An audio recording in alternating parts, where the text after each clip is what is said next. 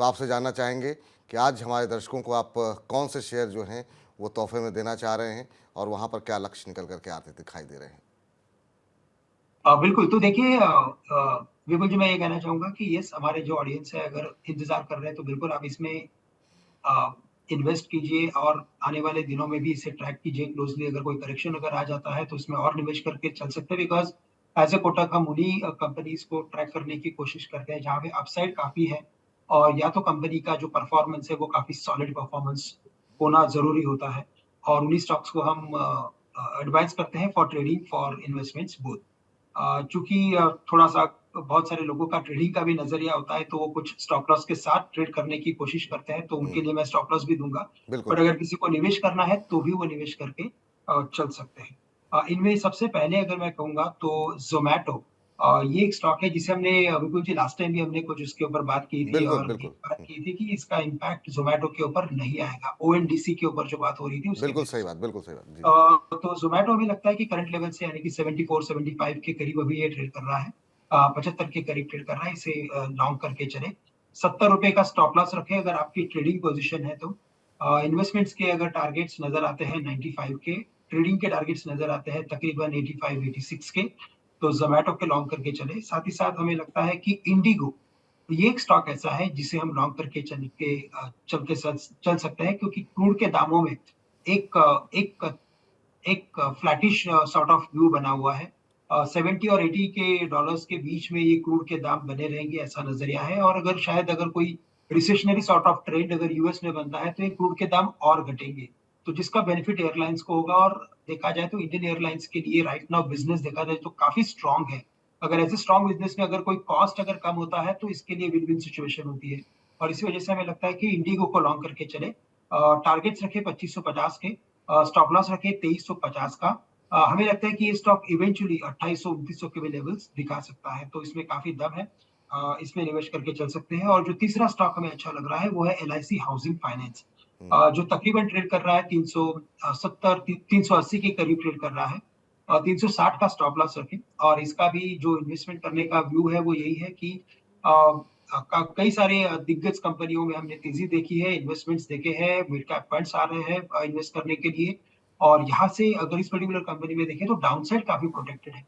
तो अपसाइड तो definitely open है। 525 के टारगेट्स हमें फंडामेंटली नज़र आते हैं, 425 के टारगेट्स हमें टेक्निकली नज़र आते हैं। तो करंट लेवल से एलआईसी हाउसिंग फाइनेंस को भी लॉन्ग करके चल सकते हैं ₹360 के स्टॉप लॉस के साथ। चलिए, तो ये वो शेयर हैं जहाँ पर कि आप अगर लंबी अवधि के लिए भी निवेश करना चाह रहे हैं तो फंडामेंटल्स भी अच्छे हैं। एक बार ज़रा फटाफट दिखा दीजिए ताकि जो दर्शक नोट नहीं कर पाएँ, उनको ज़रा हम नोट करा दें, तो आप पेन कॉपी लेकर के नोट कर लीजिए। आपको ज़ोमैटो खरीदने की सलाह दी जा रही है। एक अच्छे रैली यहाँ पर देखने को मिली है, आगे भी और तेज़ी देखने को मिल सकती है और ऑलमोस्ट 3 डिजिट के पास तक के टारगेट निकल के आ रहे हैं। ₹95 के लक्ष्य के साथ आप खरीदारी करें। आपको एक ₹5 नीचे जो है एक स्टॉप लॉस दिया गया है और ₹20 ऊपर का टारगेट दिया गया है। तो रिस्क टू रिवॉर्ड रेशियो यहाँ पर काफ़ी पॉजिटिव दिखाई दे रहा है ज़ोमैटो के अंदर। ज़ोमैटो के अलावा जहाँ पे खरीदारी करने की सलाह श्रीकांत जी की तरफ से आई है वो है इंटरग्लोब एविएशन। यहाँ पर जो है फंडामेंटली भी काफ़ी अच्छे-अच्छे ट्रिगर निकल के आ रहे हैं, जो कि अब गो फर्स्ट के उड़ान ना भरने का फ़ायदा भी इंटरग्लोब एविएशन को मिलता हुआ दिखाई दे रहा है। अभी करीब 2400 के आसपास है, 2398, यहाँ पे 2550 तक के लक्ष्य निकल करके आ रहे हैं, तो यहाँ पे आप खरीदारी कर सकते हैं कि स्टॉप लॉस 2350 का आपको लगाना होगा।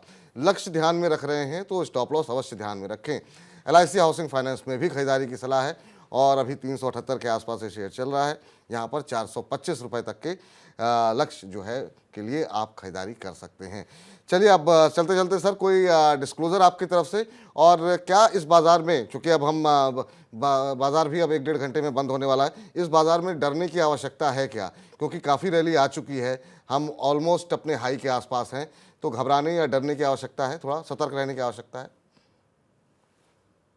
बिल्कुल, तो देखिए अगर इस मार्केट में अगर देखा जाए तो अगर देखा जाए तो पिछले 18 महीने से इन लेवल्स के करीब हम 3 बार आ चुके हैं और तीनों में से 2 बार हमने काफ़ी अच्छी प्रॉफिट टेकिंग देखी थी। अक्टूबर 2021 में इन लेवल्स के करीब थे 18,600 के करीब। उसके बाद हम दिसंबर 2022 में इन लेवल्स के करीब आए थे, उसके बाद 16,800 के लेवल्स हमने देखे थे। बट इस बार का अगर आप मार्केट देखें तो ये थोड़ा-सा अलग मार्केट है, इसमें एफआई की खरीदारी आ चुकी है, डोमेस्टिक का सेलिंग उतना हेवी नहीं है जितना पास्ट में था और जो फिक्स्ड इनकम के जो रिटर्न्स है वो भी उतने अट्रैक्टिव अभी नहीं लग रहे हैं, बिकॉज़ आई थिंक उस उन्हीं लेवल्स पे वो फिक्स्ड इनकम के रिटर्न्स हैं। तो करंट लेवल से हमें लगता है कि शायद ये मार्केट जो है उसमें अगर कोई करेक्शन अगर आता है तो वो माइनर करेक्शन रहेगा, 200-300 पॉइंट का करेक्शन हो सकता है। अपसाइड में हमें लगता है कि वापस एक बार ये 19,000 के लेवल्स क्रॉस कर सकता है और इस बार के जो नंबर्स थे क्वार्टरली नंबर्स वो भी थोड़े एक्सपेक्टेशन से बेटर थे। ठीक। कोई डिस्क्लोज़र सर तो आपकी यहाँ तरफ पे से? हमें लगता है कि आप स्टॉक स्पेसिफिक रहिए और स्टॉक स्पेसिफिक बेसिस पे आपके इन्वेस्टमेंट आप करते रहिए।